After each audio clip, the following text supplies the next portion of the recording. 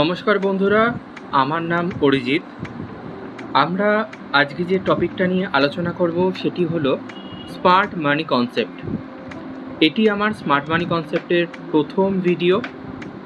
এই স্মার্ট মানি কনসেপ্টের প্রথম ভিডিওতে আজ আমরা স্মার্ট মানি কনসেপ্টের বেসিক ধারণা সম্পর্কে আলোচনা করব এবং পরবর্তী যে ভিডিওগুলি আসবে সেখানে আমরা স্মার্ট মানি কনসেপ্ট কীভাবে ব্যবহার করব, সেটিতে কি কি প্রয়োজনীয়তা বা কিভাবে আমরা প্র্যাকটিক্যাল লাইফে কিভাবে এটি স্মার্ট মানি কনসেপ্টকে ব্যবহার করে কিভাবে প্রফিট করা যায় সেই বিষয়গুলো সম্পর্কে আলোচনা করব।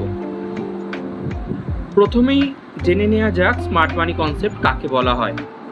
স্মার্ট মানি কনসেপ্ট হলো এমন একটি ইনভেস্টমেন্ট করবার কৌশল যেখানে বড় বড় ইনস্টিটিউট বা ব্যাংক এনারা ইনভেস্টমেন্ট করে, আমরাও তাদের সাথে সাথে কিভাবে ইনভেস্টমেন্ট করব, কোথায় এন্ট্রি করব, কোথায় এক্সিট করব, সেই বিষয়গুলো সম্পর্কে শিখব এই স্মার্ট মানি কনসেপ্টের মাধ্যমে।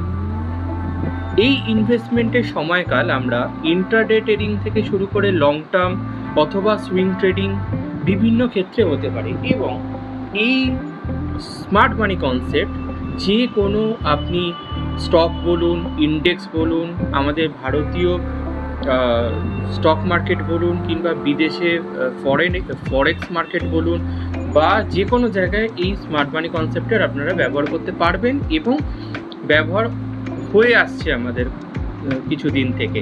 এবং স্মার্ট মানি কনসেপ্ট এখনকার দিনে আমাদের একটা অত্যন্ত গুরুত্বপূর্ণ একটা ইনভেস্টমেন্ট টপিক।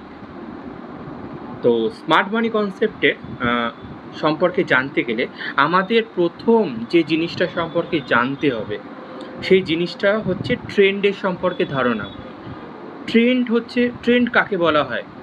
ট্রেন্ড হচ্ছে মার্কেটের প্রাইস বা কোনো একটা স্টকের প্রাইস বা কোনো ইন্ডেক্সের প্রাইস যখন ক্রমাগত বাড়ছে অথবা ক্রমাগত কমছে, এই যে কোন দিকে মুভমেন্ট করছে, এই মুভমেন্টটাকে বলা হয় হচ্ছে ট্রেন্ড।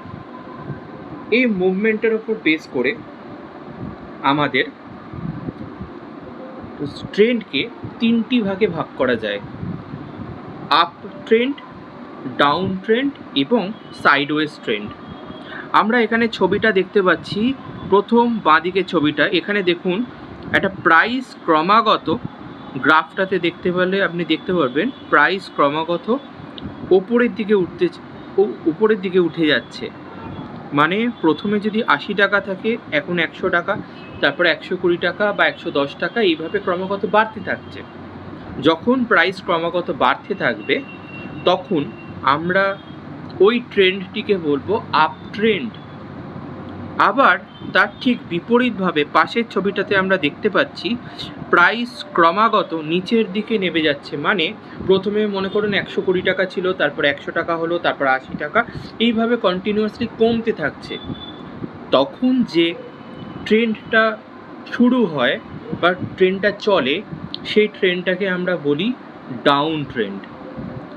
এবং তারও ডান পাশে দেখুন আর একটা ছবি রয়েছে, সেই ছবিতে প্রাইস একটা পার্টিকুলার রেঞ্জের মধ্যে ক্রমাগত ওঠানামা করছে। এই যে ট্রেন্ডটা, এই ট্রেন্ডটাকে আমরা বলবো সাইডওয়েজ ট্রেন্ড। আমরা স্মার্ট মানি কনসেপ্টে দেখব কিভাবে এই ট্রেন্ডটাকে আমরা আইডেন্টিফাই করব, কিভাবে এই ট্রেন্ডটাকে আমরা ব্যবহার করে আমরা আমাদের ইনভেস্টমেন্টের জার্নি কন্টিনিউ করতে পারবো, কোন সময় আমরা এন্ট্রি নেব এবং কোন সময় আমরা এক্সিট করব, এই সমস্ত কিছু বিষয় আলোচনা হবে এই স্মার্ট মানি কনসেপ্টের মাধ্যমে। তাই আপনারা আমার চ্যানেলটিকে সাবস্ক্রাইব করুন। পরবর্তীকালে আরও ভালো ভালো ভিডিও আছে স্মার্ট মানি কনসেপ্টের সম্পর্কে বা ইনভেস্টমেন্টের সম্পর্কে, সেগুলো আপনাদের সাথে সমস্ত কিছু শেয়ার করা হবে। এটি আমার স্মার্ট মানি কনসেপ্টের প্রথম ভিডিও।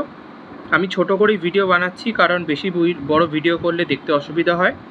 তাই ছোট ছোট করে ভিডিওর মাধ্যমে আমরা স্মার্ট মানি কনসেপ্টের পুরো বিষয়টি সম্পর্কে আমরা জানব এবং আমরা কিভাবে প্র্যাকটিক্যালি এটাকে ব্যবহার করা হয় সেই বিষয়ে শিখব। আজকে এই পর্যন্তই, ধন্যবাদ।